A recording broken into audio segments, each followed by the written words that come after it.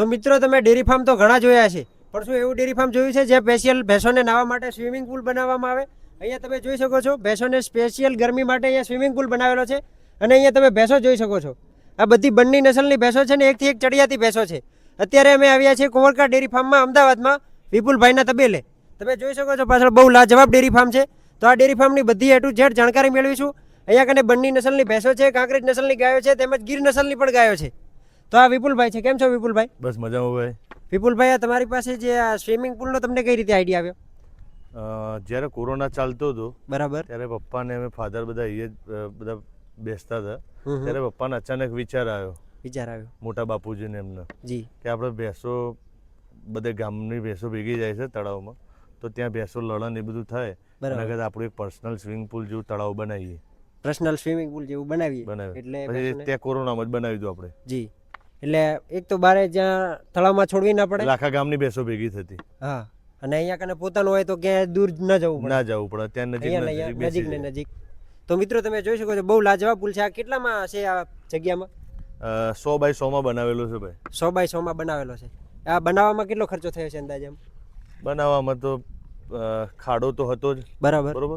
એટલે એમાં આપણે પથ્થર નાખ્યા અને પછી એમાં ત્યાં બોરનું પાણી ચાલુ કરી દીધું. અહીંયા બોર નજીક જ છે? નજીક જ છે.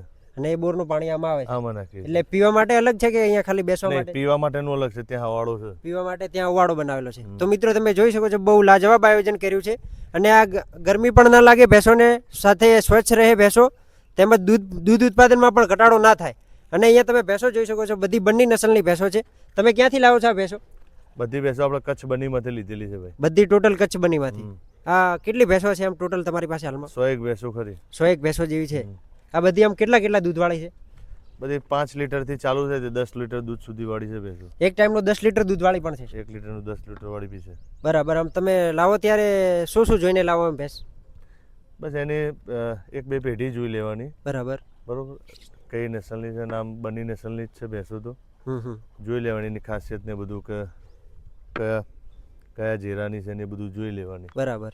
એની પેઢી જોઈ લેવાની કે કયા બુલની છે ને કયા બુલની છે ને એ બધું ખ્યાલ આવી જાય એમ. બરાબર. શું કિંમતમાં લાવતા છો એમ અંદાજે તમે આ ભેંસો? હાલ તો ભેંસોની કિંમત ઘણી થઈ ગઈ છે. બરાબર. ભેંસો આપણે બધી પહેલા ભેગી કરેલી છે, જૂના સમયની છે બધી. અને બધી આપણે ઉછેર જ કરીએ છીએ. આ ડાયરેક્ટ તમારો ઉછેર કરેલો છે? ઉછેર જ કરીએ છીએ. એટલે એના માટે કોઈ સ્પેશિયલ બુલ રાખેલો છે કે? હા, આપણા જોડે બુલ ઘણા છે. કેટલા બુલ છે એમ તમારી પાસે? 5-1 બુલ ખરા. 5-1 બુલ. એ ક્યાંના છે એમ? બધા બંની નસલના છે. બરાબર. તો મિત્રો તમે જોઈ શકો છો ભાઈએ ફોકસ બ્રીડિંગ ઉપર કર્યો છે. બધી એક જુઓ ને એક ભૂલી જો એવી ભેંસો છે. તેમજ એમની પાસે જે ગાયો છે એ પણ બધી કાંકરેજ નસલની એક જુઓ ને એક ભૂલી જો એવી ગાયો છે. સ્પેશિયલ શોખ માટે ડેરી ફાર્મ છે. આ તમે બધી ભેંસો જોઈ શકો છો, બહુ લાજવાબ ભેંસો છે. તો વિપુલભાઈ, તમે જે હમણાં નવો બુલ લાવ્યો છે, બુલાયો, એ બુલ બતાવો ને એટલે દર્શક મિત્રો પણ જોઈ લે વિડીયો થકી. ભાઈ આપણો બોલાયો બુલ છે. આ બોલાયો બુલ છે. બરાબર. એ ક્યાંથી લાવ્યો તમે એમ? આપણે કચ્છમાંથી લીધો. કચ્છમાંથી લીધો. બરાબર. કેટલો ટાઈમ થયો એને લાયને? એને 5-1 દિવસ જેવું થયું. 5-1 દિવસ જેવું થયું. બરાબર. તો મિત્રો તમે બુલ જોઈ શકો છો. આ કઈ નસલનો બુલ છે આમ? કાંકરેજ નસલનો બુલ છે. બરાબર. આનો ફાધર છે ઢાલિયો. આનો ફાધર ઢાલિયો. અને ઢાલિયાનો ફાધર છે પારેવો. બરાબર. એટલે પારેવા લાઈનનો બુલ છે. પારેવા લાઈનનો બુલ છે. બરાબર.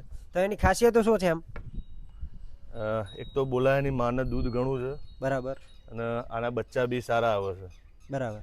એટલે કીધું આપણે ગાયો સારી ભેગી કરી છે, તો આ બુલનો લાભ લઈએ આપણે. સ્પેશિયલ બ્રીડિંગ માટે જ લાવ્યા. બ્રીડિંગ માટે જ લાવ્યા. તો મિત્રો તમે બુલ જોઈ શકો છો, એનું રૂપ જોઈ શકો છો.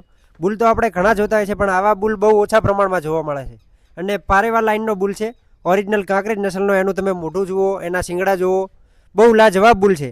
અને આની વાછડીઓ પણ બહુ લાજવાબ તૈયાર થાય છે. અને આમ આની જે વાછડીઓ તૈયાર થાય, દૂધ કેટલું આપતી હશે અંદાજે? એવરેજ આની પહેલા વેતરની વાછડીને 6-1 લીટર દૂધ હશે. પહેલા વેતરની વાછડી સ્ટાર્ટિંગમાં 6 લીટર દૂધથી ચાલુ થાય. દૂધ ખરું. બરાબર. તો મિત્રો તમે બુલ જોવો, ખાલી બહુ લાજવાબ બુલ છે. વિપુલભાઈ, તમારી પાસે આમ ટોટલ કુલ કેટલી ગાયો છે બધી થઈને? આપણે જે 61 ગાયો ખરી. 61 જેવી ગાયો ખરી. એટલે આ કાંકરેજ નસલની જ ખાલી ગાયો છે? કાંકરેજ નસલની છે. અને ગીર ગાયો ખરી અલગ. ગીર ગાયો કેટલી હશે? ગીર 70-80 જેવી ખરી.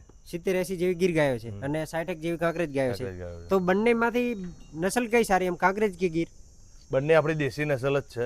બરાબર. બંનેનું દૂધ બી સારું છે અને બંનેની દૂધ કેપેસિટી વત્તા બંને ગાયો ગરમી બધું સહન કરી શકે છે. મતલબ કે બે નસલ જે પણ નસલ લાવો સારી છે.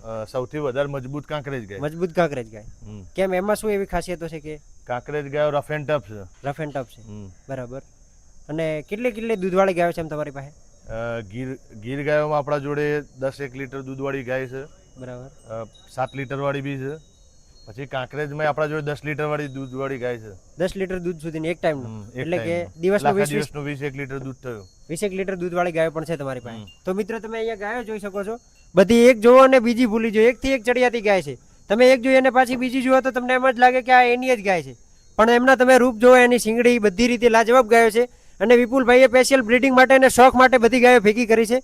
બધી એકથી એક ચડિયાતી છે. તો મિત્રો આપણને કુંવરકા ડેરી ફાર્મે સુખાભાઈ મળી ગયા છે. તમે અહીંયા કેટલી ગાયો છે સુખાભાઈ? ગાયો 60-70 જેવી છે આપણી જોડે. 60-70 જેવી છે. અને આ કઈ નસલની ગાયો છે? બધી ઓરિજિનલ વઢિયાર કાંકરેજ. બધી ઓરિજિનલ વઢિયાર કાંકરેજ નસલની ગાયો છે ને? બરાબર. આમ કેટલા દૂધવાળી ગાયો છે? દૂધ 5 થી ચાલુ થાય 8, 9, 10. એક ટાઈમનો 5 થી ચાલુ થાય 8, 9, 10 લીટર સુધીની છે. પહેલી હોય તો 5 લીટર હોય, 8, 7, 8, 9, 10. બરાબર. 10 સુધીની. એટલે કે એક દિવસનું 20 લીટર દૂધ આપવા વાળી પણ ગાયો છે. હા છે. અને આ કાંકરેજ નસલની ખાસિયત શું હોય છે? ખાસિયત તો આની વાત જ જવા દો. આ તો બહુ આપણા ઉપર માવરાવાળી ગાય આવે. એટલે આપણા ઉપર હિતવાળી ગાય આવે. હા, હિતવાળી. એક સમય આખું ગામ ચડ્યું હોય, નારી બે જ ઊભી હોય તો કોઈ ભયાની બીજાની જરૂર નહીં. કોઈની જરૂર નથી. આ લડી લે ઓટોમેટિક. લડી લે, બચાવી લે આપણે. બરાબર. તો મિત્રો તમે જોઈ શકો છો કાંકરેજ ગાય એમ થોડી એગ્રેસિવ આવે છે, પણ એનો જે માલિક હોય એના માટે હેતવાળી આવે છે. માલિક માથે પ્રેમવાળી બહુ આવે. પ્રેમવાળી આવે છે. બરાબર. તમે ગાયો જોઈ શકો છો. ખાલી એક જુઓ ને એક ભૂલી જાય એવી ગાયો છે. બધી લાજવાબ અને કાંકરેજ નસલની ગાયો છે. તમે એમ અન્ય લોકોને શું કહેવા માંગશો? અન્ય લોકોને કોઈ ગાય લાવીએ તો કઈ નસલ લાવી જોઈએ પહેલા? એક જ કહેવા માંગીએ અન્ય લોકોને કે રાખો તો માત્ર ને માત્ર કાંકરેજ જ રાખો. માત્ર કાંકરેજ જ રાખો. ભણાવવા હોય, આગળ લઈ જવા હોય, એમનું મગજનું કામ કરાવવું હોય તો કાંકરેજ ગાયનું જ દૂધ કરાવરાવે. બરાબર. એનું દૂધ પણ લાજવાબ આવે છે ક્વોલિટીમાં. હા, જેને કાંકરેજનું દૂધ ગાધેલું હશે પહેલાથી આગળ જ હશે. પહેલેથી આગળ. અને હજુ આગળ લઈ જવાનું તો કાંકરેજનું જ દૂધ જોઈએ. બરાબર. મિત્રો આપણે સુખાભાઈના વિડીયો તો ખૂબ જોતા છે, પણ આજે રૂબરૂ મળી ગયા છે અને આ કાંકરેજ વિશે બહુ લાજવાબ જાણકારી છે ભાઈ પાસે. અને એમની પાસે ગાયો પણ બહુ લાજવાબ છે.